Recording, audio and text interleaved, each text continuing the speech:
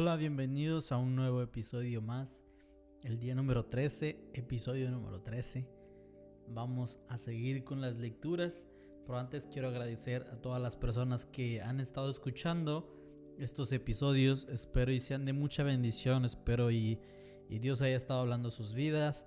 Espero y las lecturas, primero me disculpen porque leo un poco raro. Segundo, espero y al menos nos sirva para meditar en su palabra, para meditar en cosas nuevas, en lo que Él está hablando. Constantemente Dios está revelando cosas nuevas en su palabra y es gracias al Espíritu Santo, y pues démosle la gloria a Él.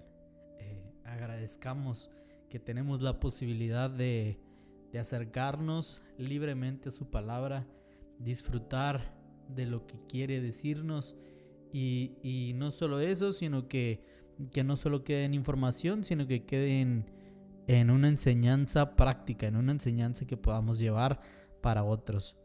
Entonces vamos a continuar. El día de ayer leímos los capítulos 34, 35 y 36, y hoy toca leer a partir del 37, 38 y 39. Así que vamos a comenzar el capítulo 37, versículo 1. Tiene antes un capítulo donde nos menciona, spoiler alert, que se trata de José, y dice: José es vendido por sus hermanos. Entonces más o menos esto es lo que vamos a ir viendo en la lectura bíblica. Así que vamos a comenzar. Y el versículo 1 nos dice: habitó Jacob en la tierra donde había morado su padre, en la tierra de Canaán. Esta es la historia de la familia de Jacob. José, siendo de edad de 17 años, apacentaba las ovejas con sus hermanos, y el joven estaba con los hijos de Bila, con los hijos de Silpa, mujeres de su padre, e informaba José a su padre la mala fama de ellos. Y amaba Israel a José más que a todos sus hijos, porque lo había tenido en su vejez, y él hizo una túnica de diversos colores. Y viendo sus hermanos que su padre lo amaba más que a todos los hermanos, le aborrecieron y no podían hablarle pacíficamente. Y soñó José un sueño, y le contó a sus hermanos, y ellos llegaron a aborrecerlo más todavía. Y él les dijo: oíd ahora este sueño que he soñado. Y aquí que atábamos manojos en medio del campo, y aquí que mi manojo se levantaba y estaba derecho, y que vuestros manojos estaban alrededor y se inclinaban al mío. Le respondieron sus hermanos: ¿reinarás tú sobre nosotros o señorarás sobre nosotros? Y le aborrecieron aún más a causa de sus sueños y sus palabras.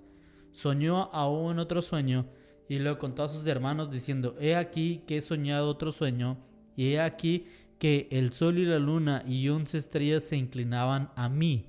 Y lo contó a su padre y a sus hermanos, y su padre le respondió y le dijo: ¿qué sueño es este que soñaste? ¿Acaso vendremos yo y tu madre y tus hermanos a postrarnos en tierra ante ti? Y sus hermanos le tenían envidia, mas su padre meditaba en esto. Después fueron sus hermanos a apacentar las ovejas de su padre en Siquem, y dijo Israel a José: tus hermanos apacientan las ovejas en Siquem, ven y te enviaré a ellos. Y él respondió: heme aquí. E Israel le dijo: ve ahora, mira cómo están tus hermanos y cómo están las ovejas, y tráeme la respuesta. Y lo envió del valle de Hebrón y llegó a Siquem. Y lo halló un hombre andando el errante por el campo, y le preguntó a aquel hombre diciendo: ¿qué buscas?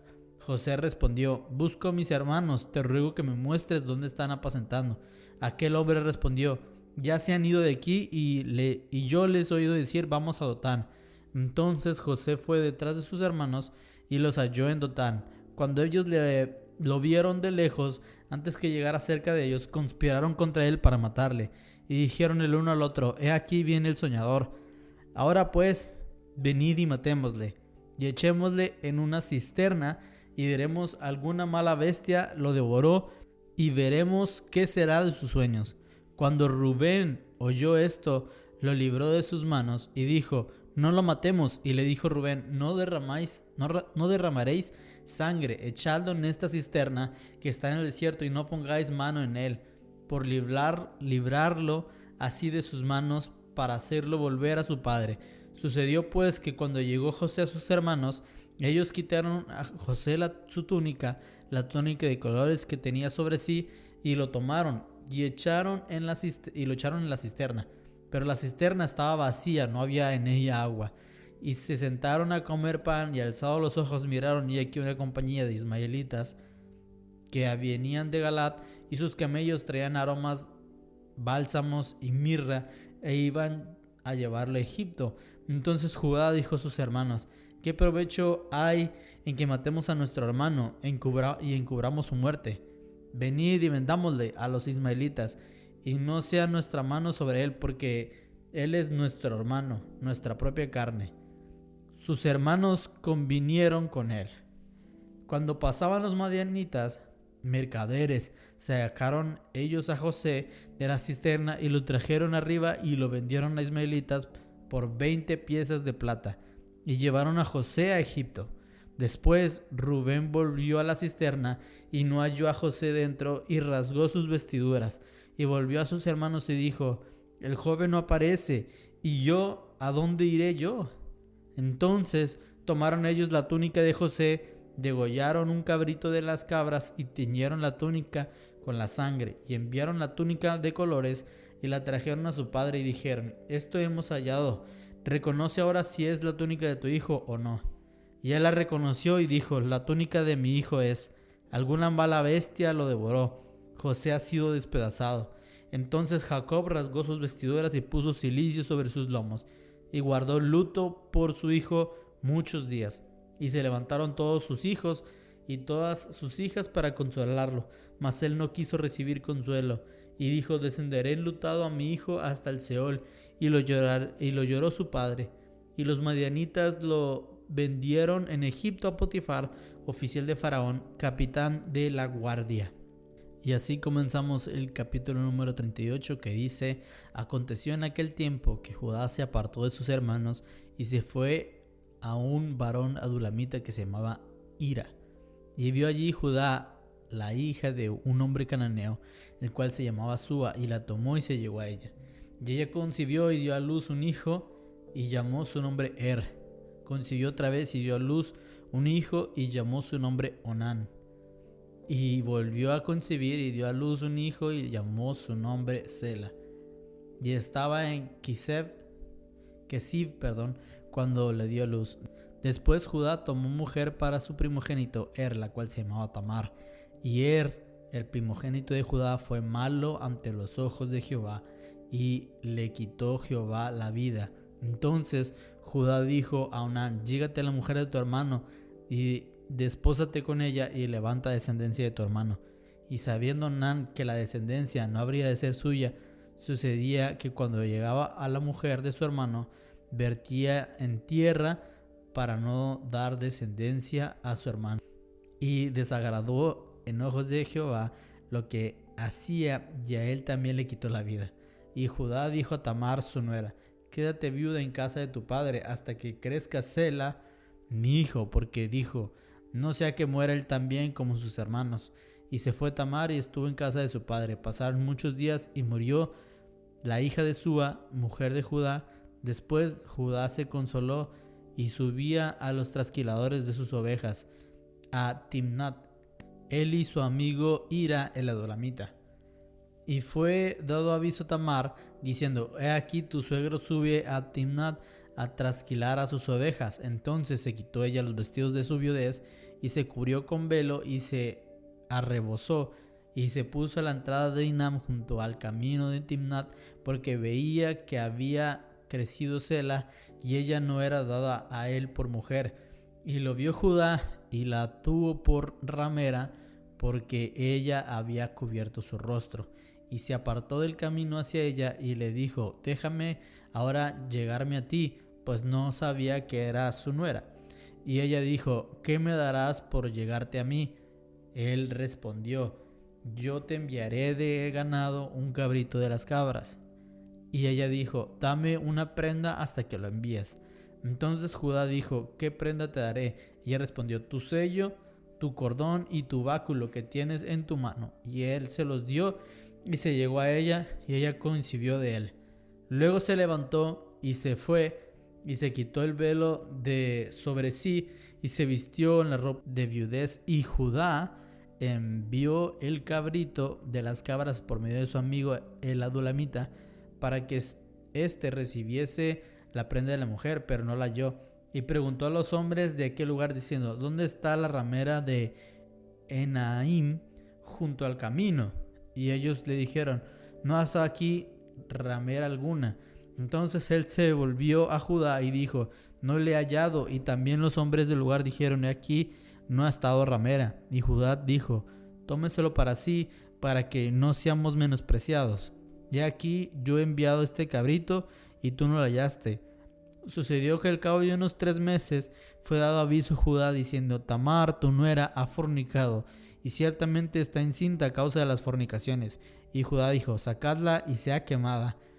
Pero ella, cuando la sacaban, envió a decir a su suegro: del varón cuyas son estas cosas estoy encinta. También dijo: mira, ahora de quién son estas cosas, el sello, el cordón y el báculo. Entonces Judá lo reconoció y dijo: más justa es ella que yo, por cuanto no le he dado a Sela mi hijo. Y nunca más le conoció. Y aconteció que el tiempo de dar a luz, he aquí había gemelos en su seno. Sucedió cuando daba luz que secó la mano el uno, y la partera tomó y ató su mano a un hilo de grana, diciendo: este salió primero. Pero volviendo él a meter la mano, he aquí salió su hermano, y ella dijo: ¿qué brecha te has abierto? Y llamó su nombre Fares. Después salió su hermano, el que tenía en su mano el hilo de grana, y llamó su nombre Sara. Y ahora vamos a llegar al último capítulo del día de hoy, que es el capítulo número 39. Y dice así: llevado pues José a Egipto, Potifar, oficial de Faraón, capitán de la guardia, varón egipcio, lo compró de los ismaelitas que lo habían llevado allí. Mas Jehová estaba con José, y fue varón próspero, y estaba en casa de su amo el egipcio. Y vio su amo que Jehová estaba con él, y que todo lo que él hacía, Jehová le hacía prosperar en su mano. Así halló José gracia en sus ojos, y él le servía, y él le hizo mayordomo de su casa, y entregó en su poder todo lo que tenía. Y aconteció que desde cuando él le dio el encargo de su casa y todo lo que tenía, Jehová bendijo la casa egipcia a causa de José, y la bendición de Jehová estaba sobre todo lo que tenía, así en casa como en el campo. Y dejó todo lo que tenía en mano de José, y con él no se preocupaba de cosa alguna, sino del pan que comía. Y era José de hermoso semblante y bella presencia. Aconteció después de esto que la mujer de su amo puso sus ojos en José y dijo: duerme conmigo. Y él no quiso. Y dijo a la mujer de su amo: he aquí que mi señor no se preocupa conmigo de lo que hay en casa, y ha puesto en mi mano todo lo que tiene. No hay otro mayor que yo en esta casa, y ninguna cosa me ha reservado sino a ti, por cuanto tú eres su mujer. ¿Cómo pues haría yo este grande mal y pecaría contra Dios? Y hablando ella a José cada día, y no escuchándola él para acostarse al lado de ella, para estar con ella, aconteció que entró él un día en casa para hacer su oficio, y no había nadie de los de casa allí, y ella lo asió por su ropa, diciendo: duerme conmigo. Entonces él dejó su ropa en las manos de ella, y huyó y salió. Cuando vio ella que le había dejado su ropa en sus manos y había huido fuera, llamó a los de la casa y les habló diciendo: mirad, nos ha traído un hebreo para que nos hiciese burla de nosotros. Vino él a mí para dormir conmigo, y yo di grandes voces, y viendo que yo alzaba la voz y gritaba, dejó junto a mí su ropa y huyó y salió. Y ella puso junto a sí la ropa de José hasta que vino su señor a su casa. Entonces le habló ella las mismas palabras diciendo: el siervo hebreo que nos trajiste vino a mí para deshonrarme, y cuando yo alcé mi voz y grité, él dejó su ropa junto a mí y huyó fuera. Y sucedió que cuando oyó el amo de José las palabras que su mujer le hablaba, diciendo: así me ha tratado tu siervo, se encendió su furor, y tomó su amo a José y lo puso en la cárcel donde estaban los presos del rey, y estuvo allí en la cárcel. Pero Jehová estaba con José y le extendió su misericordia y le dio gracia en los ojos del jefe de la cárcel. Y el jefe de la cárcel le entregó en mano de José el cuidado de todos los presos que había en aquella prisión. Todo lo que se hacía allí, él lo hacía. No necesitaba atender el jefe de la cárcel cosa alguna de las que estaban al cuidado de José, porque Jehová estaba con José y lo que él hacía, Jehová lo prosperaba. Bueno, y continuando con esta lectura que acabamos de hacer, empecemos con el capítulo número 37, que es lo que podemos encontrar acerca de este capítulo. Y es que vemos que nos empieza a narrar la historia de José, donde ahora él como que se vuelve a ser el foco, el centro en la Biblia, al menos en estos capítulos. Y vemos que José es es uno de los hijos de Raquel, porque acuérdate que también tenía a Benjamín. Y pues se está teniendo sueños en donde parece que Dios le está hablando de ser una persona que va a ser una persona importante. Y podemos hacer una pausa breve con esto, y es que José está contándole a todo el mundo sus sueños. Y no sé si tú lo llegaste a preguntar, pero a mí sí me ha llegado a pasar por la cabeza es por qué le toman tanta importancia a los sueños. Y es que realmente Dios sí habla a través de los sueños. Sin embargo, algo que yo he escuchado y he leído sobre todo la cultura oriental, sí, porque Occidente es la cultura, la cultura allá, la cultura de aquellos rumbos tienen cierta creencia mucho mayor en que Dios puede hablar en sueños, y por eso se ha escuchado muchas veces de casos en donde personas tienen revelación o ven a Jesús en sueños y todo eso, y es porque realmente le dan importancia, realmente le tienen fe a que Dios les hable a través de los sueños. Y vemos que también esto es algo que era mucho de esta época.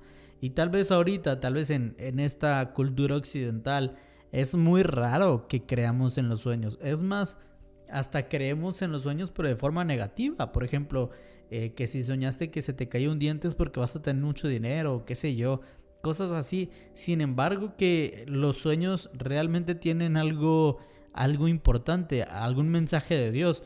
Ahora también hay muchos memes y no sé si tú lo has visto, que hay un meme que dice: los sueños tienen significados, mis sueños. Y no sé, son gente caminando, cosas bien random que no tienen nada que ver, que realmente no puedes sacar ningún significado. Pero volviendo al punto, es que José está teniendo sueños y está contándolo a todo mundo. Y realmente hay un error al contarlo a todo el mundo. Ahora, yo no soy mucho de las personas que dice: es que no se lo tienes que contar a todos porque luego te lo van a robar o vas a provocar envidias. Claro que va a pasar eso. Sin embargo, pues está en el corazón de las otras personas. O sea, tú no tienes influencia de aquello. Las otras personas te pueden tener envidia nada más porque sí. Pero a mí me llama mucho la atención que, no sé, tal vez a José era una persona medio despistada, pero era evidente que sus hermanos no lo querían. Era evidente que sus hermanos tenían como una especie de riña con él. Y es muy importante que veamos el por qué. Y es que Jacob estaba cometiendo el mismo error que su papá, Isaac. ¿Por qué te digo esto? No sé si recuerdas, pero Isaac tenía como favorito a Esaú y Rebeca tenía como favorito a Jacob. Y por eso se ocasionó un conflicto. Y la Biblia claramente nos dice que Jacob, Israel, tenía como favorito a José. Y era un poco obvio, porque era uno de los hijos de su esposa, la que de verdad amó, que es Raquel. Y vemos, y además porque dice que lo tuvo en su vejez, de los últimos. Entonces, Es obvio que el más pequeño iba a recibir cierto grado de amor, pero al parecer era un grado de amor tan alto que parecía desprecio a los otros hermanos. Y sucede algo muy interesante, que el padre le regala una túnica, y una túnica para diferenciarlo técnicamente, o sea, aunque no lo dice que fue así, era una túnica que lo hacía diferente a otros. A ningún otro le había regalado una túnica. Y es muy interesante que José les cuenta sus sueños y Jacob los escucha y él no siente como que rencor o ira ni nada de eso, sino que él lo piensa, él lo medita. Y sus hermanos sí son quienes sienten rencor. Pasa que lo quieren matar, ellos se van a cuidar a las ovejas, él va y los busca, los encuentra, ellos lo quieren matar. Y Rubén, el hermano mayor, dice, esto está mal, no podemos hacer eso. Y la intención de Rubén era liberarlo, era meterlo en una cisterna para después él mismo llevárselo a su padre. Entonces, en el corazón, aparentemente, en el corazón de Rubén estaba ese cuidado por su hermano. Ahora entendamos que Rubén era el hijo de Lea, el primogénito, el mayor, y él tenía ese corazón de cuidado, tal vez, de su hermano menor. Sin embargo, sus otros hermanos sí sentían esa envidia, y tal vez él también, pero tampoco pensaba hacer esa clase de maldad, y menos con su hermano. Y aquí volvemos a lo primero, a lo que siempre he estado diciendo, y discúlpame si ya te harté, pero es que es increíble, lo ves constantemente, yo lo veo constantemente, y es, ¿acaso soy yo guarda de mi hermano? Y vemos aquí Rubén tratando de ser un guarda de su hermano, sin embargo sus otros hermanos están queriendo venderlo. Y pasa que lo venden, pero a mí, o no sé si lo leí mal o tal vez no capté bien la idea, pero como que Rubén no se enteró que lo vendieron. Sí, él creyó que ya no estaba o que algo le había pasado, y sus hermanos obtuvieron ganancias de la muerte de su hermano, y Rubén propuso mostrar que tal vez lo habían matado o algo porque no sabe qué pasó, no sabe qué pasó con su hermano. Y van y demuestran a su padre que José murió, y la tristeza que tiene que tiene Jacob, en otras palabras Israel, la tristeza que tiene Israel es muy grande. Dice que nadie podía consolarlo.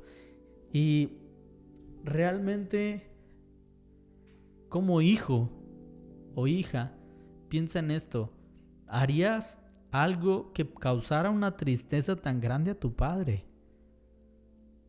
¿Harías algo similar que cause una tristeza, un dolor tan profundo a tu padre? Porque él dijo, me iré al Seol llorando a mi hijo.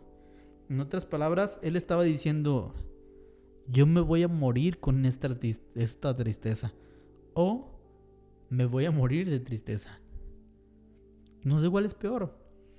Pero sus hermanos estaban tan molestos con José, había tanto rencor hacia él, que no les importaba el dolor que le causaban a su padre. Interesante, ¿no? Es interesante que nosotros entregamos y matamos a Jesús ignorando el dolor que le causamos al Padre. Pero ese dolor estaba presupuestado. ¿Me entiendes? Quiero leerte lo que dice Isaías 53. Es muy conocido. Y dice desde el versículo 3: despreciado y desechado entre los hombres, varón de dolores, experimentado en quebranto, y como que escondimos de él el rostro, fue menospreciado y no lo estimamos. realmente hasta podríamos pensar que es José, ¿no? Cuando leemos esto. Fue menospreciado, no lo estimaron, escondieron su rostro de él, quebrantado. José también pasó por lo mismo.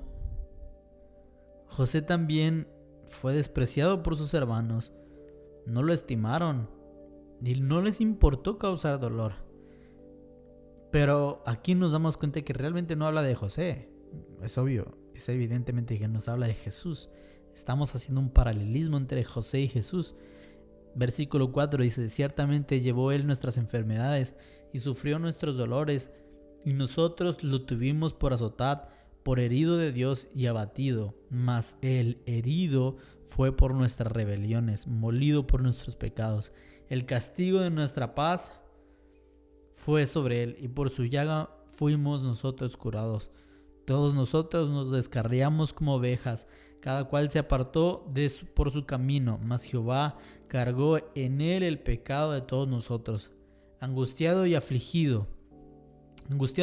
y afligido, no abrió su boca, como cordero fue llevado al matadero, y como oveja delante de sus trasquiladores enmudeció y no abrió su boca. Por cárcel y por juicio fue quitado, y su generación, ¿quién la contará? Porque fue cortado de la tierra de los vivientes, y por la rebelión de mi pueblo fue herido. Y se dispuso con los impíos su sepultura, mas con los ricos fue en su muerte, aunque nunca hizo maldad, ni hubo engaño en su boca. Versículo 11, y vamos 10 y 11. El 11 es el que me interesa muchísimo. Dice: con todo eso, Jehová quiso quebrantarlo, sujetándole a padecimiento. Cuando haya puesto su vida en expiación por el pecado, verá linaje, vivirá por largos días, y la voluntad de Jehová será en sus manos prosperada. Versículo 11, y este me gusta mucho. Verá el fruto de la aflicción de su alma y quedará satisfecho. Por su conocimiento justificará mi siervo justo a muchos y llevará las iniquidades de ellos. Verá el fruto de la aflicción de su alma y quedará satisfecho. Los hermanos de José entregando a su hermano, como el pueblo de Israel entregó a Jesús, a su propio hermano. ¿Entiendes? Es un patrón que se repite desde el principio.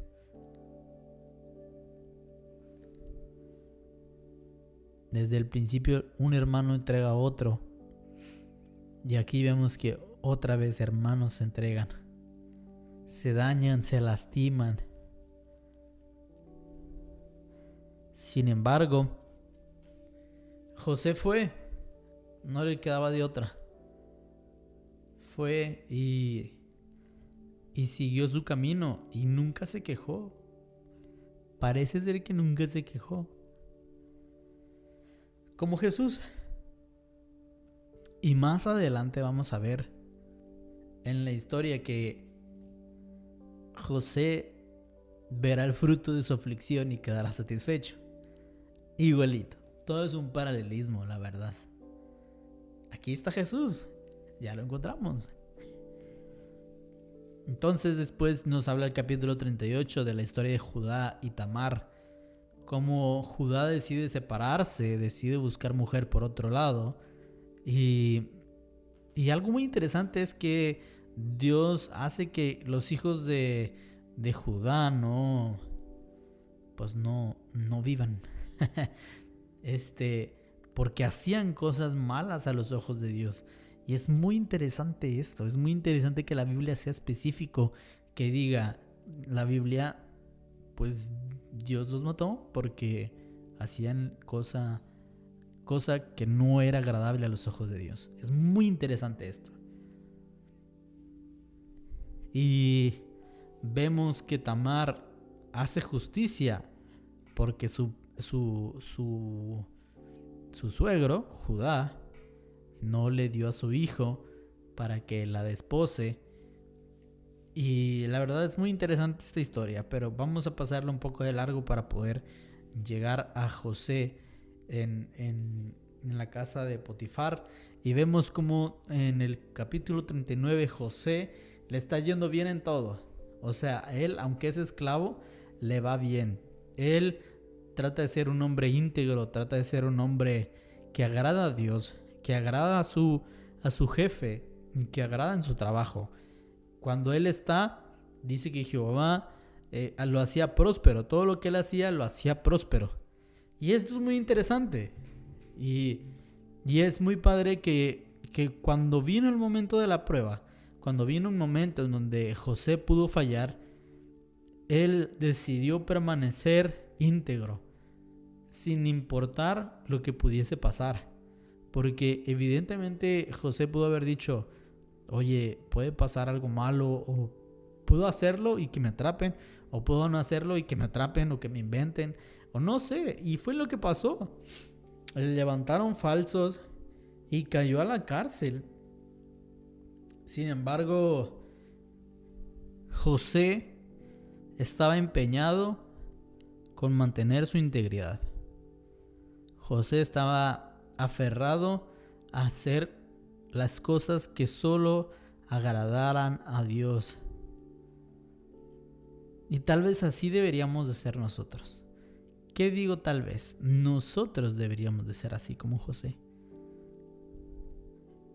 Versículo 9, capítulo 39, dice, no hay otro mayor que yo en esta casa, y ninguna cosa me ha reservado sino a ti, por cuanto eres su mujer. ¿Cómo pues haría yo este grande mal y pecaría contra Dios? Es la pregunta de José. ¿Cómo por qué voy a pecar contra Dios? Si tengo todo, solo tú eres prohibida. ¿Por qué yo voy a pecar? Y él no pecó. Prefirió ir a la cárcel a pecar contra Dios.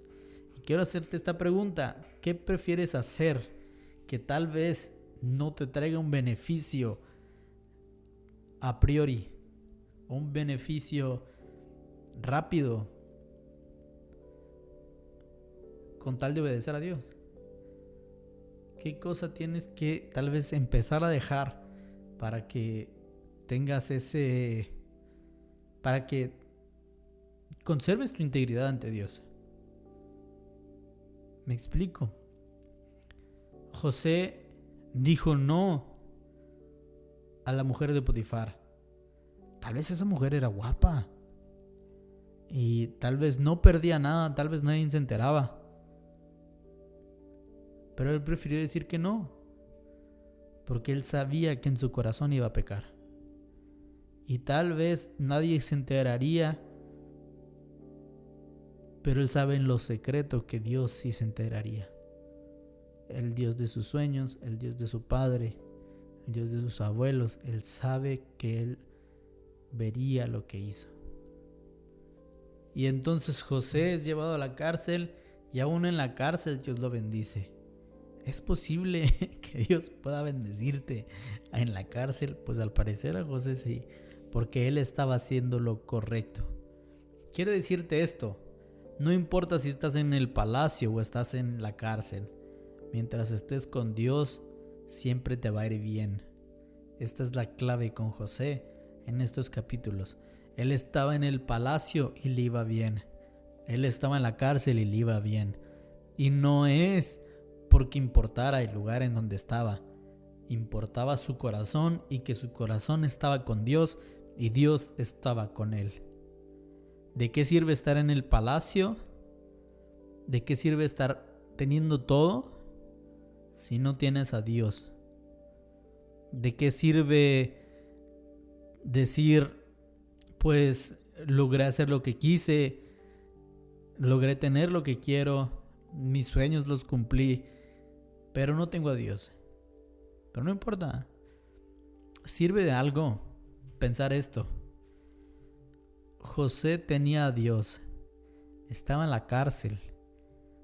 Y era en la cárcel del rey, en donde probablemente era la cárcel de mayor seguridad. Tal vez nosotros sabemos lo que pasó después, pero tal vez él pensó en momentos que no iba a volver a salir ni ver la luz, Tal vez dijo, no hombre, de aquí yo no voy a volver a ver a mi papá, no voy a volver a salir de aquí. Pero él sabía que Dios estaba con él y que era todo lo que necesitaba. Te pregunto esto, ¿tienes la certeza de que si por hacer la voluntad de Dios caes a la cárcel, tienes la certeza de que vas a estar bien? Es una pregunta fuerte. Y es muy interesante porque si me dices, sí, yo creo que voy a estar bien, seguro, porque en la prisión los días pasan muy lento. Es más, deja de usar el celular un día, 3 días, deja de usarlo y te sentirás como los días pasan muy lento. Pero imagínate así, en una cárcel, y en una cárcel de esos tiempos. José estaba ahí, tal vez no sabía cuándo iba a salir, o tal vez él sabía que ya no iba a salir. La desesperación, la tristeza, la angustia, pero él sabía que estaba en el lugar correcto. No porque